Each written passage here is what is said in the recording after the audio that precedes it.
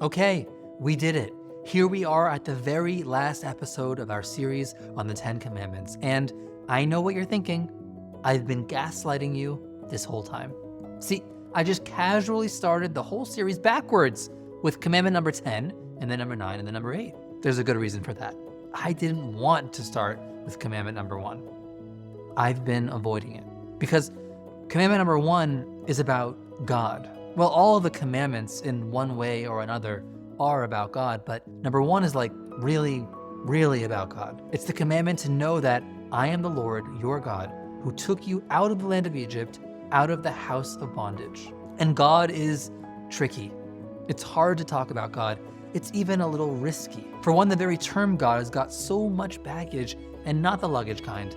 The term has undergone millennia of use and misuse. I have many friends who have that cliche image of God as the man in the sky with the long beard, casting lightning bolts from the sky, and they don't have great associations with that image. But also, it's hard to talk about God because our knowledge of and relationship to God is such a personal thing. You know, according to some opinions, including Rashi, the most quoted commentator on the Torah, most of the commandments we've been discussing were given to the Jewish people by God through Moshe. That's because, according to tradition, the intensity of the revelation was just too much for the people to handle. But the first commandment was one of the very few that were given directly to the Jewish people by God, despite the intense physical ordeal that it entailed. And the reason that I heard for this was simple but kind of amazing. When it comes to belief in God, no other human being can serve that up for you on a silver platter. No one can mediate that experience for you. You've got to experience it for yourself. The 13th century French rabbi and Bible commentator Chizkuni, Rabbi Chizkiah ben Manoach, points out that the commandment is Anochi Hashem Elokecha. I am the Lord your God. Elokecha means your God in the singular form, as opposed to Elokechem, which would mean your in the plural form. God spoke to each and every individual personally. Again, belief in God, it's a very personal thing. So as we arrive at this last commandment in our series, the first of the 10 commandments, really the best I can do for you is to tell you how I think about God on a personal level. And to do that, I'll start with to-do lists. You see, I am and always have been a little obsessed with the art of productivity and time management. I'm embarrassed to say how many books I've read on the subject. And I'm even more embarrassed to say all of the tips and tricks and techniques that I've tried based on the reading of those books. There's the inbox zero method for meticulously keeping my email under control, and there's the Pomodoro method to chunk out my work time. There's Asana to organize the various domains of my life, and yes, I've reached out to Asana to sponsor this video, and they declined, so use Trello or Monday.com, I don't really care. And there's the calendar. Yes, the calendar. In my life, everything goes on the calendar. If it's not on the calendar, it just doesn't happen.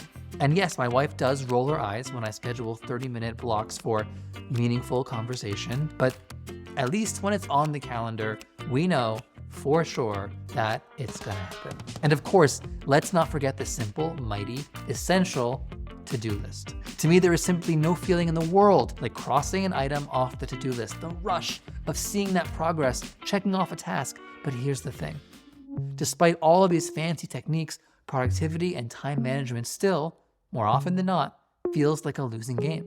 In fact, there seems to be some kind of cruel paradox at play. The more fixated you are on getting it all done, the more infrastructure you put in place to do that, the more you get the nagging sense that you are on a fool's errand, that you'll never get a handle on it all.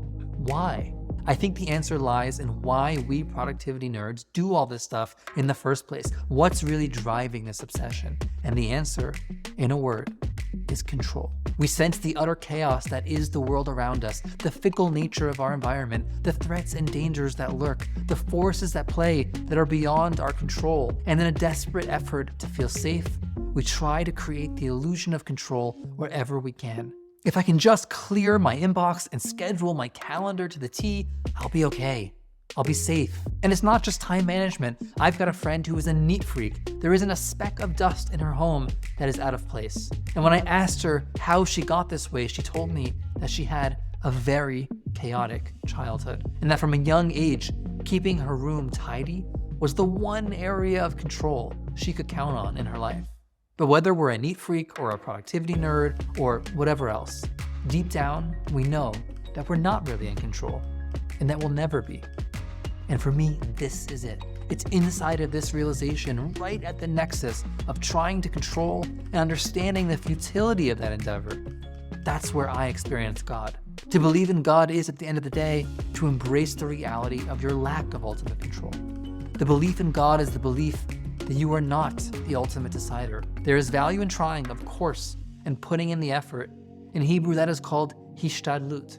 But hishtadlut is always counterbalanced by the notion of bitachon, faith or trust. Again, faith is a word that gets tossed around a lot, but in this context, faith means returning again and again and again to the realization that our effort is important, but not the be-all and the end-all. It's not fail-safe, not even close. And the spiritual journey, the journey to God, is the journey to embracing that fact. One of the most famous disagreements in the Talmud has to do with the holiday of Sukkot. Sukkot is the holiday in which we spend 7 days eating and hanging out in a sukkah. And the Torah tells us that the Jewish people sat in these sukkahs in the desert when they left Egypt. Now, here's the famous disagreement. Rabbi Eliezer thought that these sukkahs were ananei hakavod, supernatural, far out clouds of glory that would protect the Jewish people. But Rabbi Akiva disagrees. No fireworks or special effects in his view. To him, the Sukkot were just huts, simple little flimsy huts. In other words, on Sukkot, we leave our seemingly sturdy homes and step into a simple hut. Instead of a sturdy roof over our head, we sit under the schach, which is just some loose and flimsy foliage. We purposefully, intentionally step outside of the illusion of control.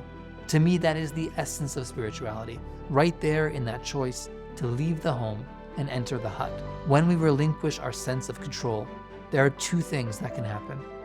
One is that we can get really scared. We can feel alone and afraid and vulnerable as we relinquish the control we hoped we could have.